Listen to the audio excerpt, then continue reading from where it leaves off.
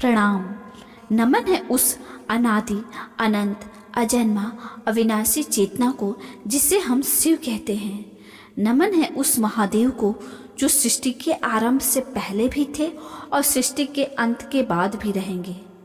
हे नीलकंठ, हे त्रिनेत्रधारी, हे कैलाशपति, आज इस पावन शिव चर्चा के माध्यम से हम अपने हृदय को आपके चरणों में समर्पित करते हैं, क्योंकि शिव केवल मंदिर में विराजमान मूर्ति नहीं है। शिव तो जीवन की हर सांस में बसे हुए सत्य है। शिव वह मौन है जो शब्दों से परे होकर भी सब कुछ कह देते हैं।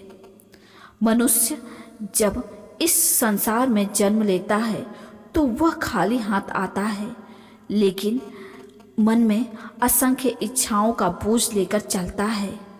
वो सोचता है कि धन मिल जाए तो सुखी हो जाऊंगा, पद मिल जाए तो शांति मिल जाएगी, प्रेम मिल जाए तो जीवन पूर्ण हो जाएगा। पर शिव हमें बार बार समझाते हैं कि जो बाहर खोजा जा रहा है वह भी कहीं भीतर की प्यास नहीं बुझ सकता, क्योंकि सच्चा सुख वस्तुओं में नहीं बल्कि वस्तुओं से मुक्त होने की अवस्था में है। शिव का तांडव हमें यह सिखाता है कि जीवन केवल स्थिरता नहीं बल्कि परिवर्तन स्वीकार भी है। जब कुछ टूटता है तभी कुछ नया जन्म लेता है।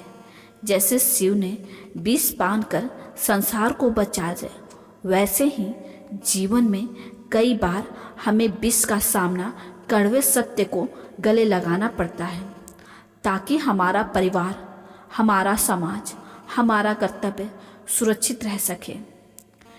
लेकिन मनुष्य अक्सर अपने अहंकार में डूबकर यह भूल जाता है कि वह कितना भी बड़ा क्यों न हो जाए, अंत में उसे उसी मिट्टी में मिल जाना है जहाँ से वह आया है। शिव भस्म लगाकर यही संदेश देते हैं कि यह शरीर नश्वर है, घमंड व्यर्थ है और सत्य केवल आत्मा का है। आज का मनुष्य भाग दौड़ में इतना उलझ गया है कि उसे रुककर अपने जीव भीतर झांकने का समय ही नहीं मिलता।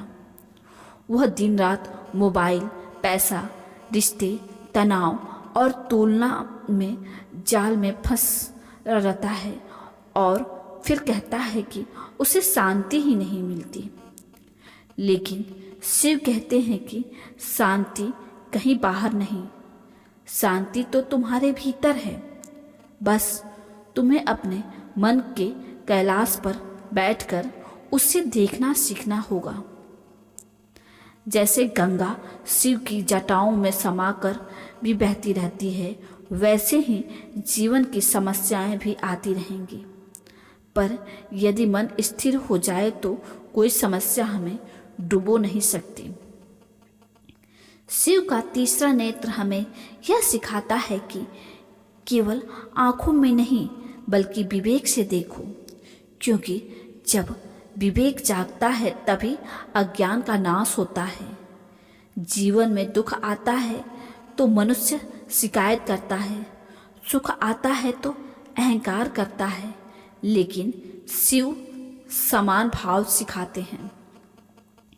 न दुख में डूबो न सुख में उड़ो, दोनों क्षणिक हैं। आज जो तुम्हारे पास है वह कल नहीं भी हो सकता है, आज जो नहीं है वह कल मिल भी सकता है। इसलिए वर्तमान में जीना सीखो। शिव का डमरू हमें यह संदेश देते हैं कि समय की ध्वनि निरंतर चलती है, एक क्षण भी नहीं रुकती। इसलिए जो करना है अभी करो, अपने कर्म करो, सत्य का साथ दो, क्योंकि समय किसी का इंतजार नहीं करता। और हे भक्तों, यदि आपको इस शिव चर्चा में जीवन की सच्चाई का स्पर्श महसूस हो रहा हो, यदि महादेव के ये विचार आपके हृदय को छू रहे हों, तो शिव के भाव से जुड़ते हुए हमारे चैनल को अभी सब्सक्राइब करें, क्योंकि आपका एक सब्सक्राइब हमारे लिए संख्या नहीं बल्कि साधना है। आपकी यह छोटी सी सहभागिता हमें और अच्छी शिव तत्व, ज्ञान और प्रेरणा आप तक पहुंचाने का उत्साह देती है। जैसे एक दीपक का दूसरा दीपक जलता है, वैसे ही आपका समर्थन इस शिव चर्चा की ज्योति को आगे बढ़ाता है। शिव परिवार का हिस्सा बनकर आप भी इस चेतना यात्रा में सहभागी बनते हैं। जीवन में रिश्ते टूटते हैं, लोग बदलते हैं, विश्वास डगमगाता है, तब शिव हमें यह सिखाते हैं कि यदि पूरी दुनिया भी साथ छोड़ दे तो स्वयं का साथ मत छोड़ना। ध्यान में बैठो, सांसों को देखो, मन को समझाओ, क्योंकि जो स्वयं को जान लेता है वही शिव को जान लेता है। शिव का निवास शमशान में है, क्योंकि वे हमें याद दिलाते हैं कि मृत्यु कोई अंत नहीं बल्कि परिवर्तन है। इसलिए मृत्यु से डरना नहीं चाहिए, बल्कि जीवन को अर्थपूर्ण बनना चाहिए। जब हम दूसरों के लिए जीना सीख लेते हैं, जब हम अपेक्षा छोड़कर प्रेम देना सीख लेते हैं, तब हमारे भीतर स्वतः शिव का वास हो जाता है।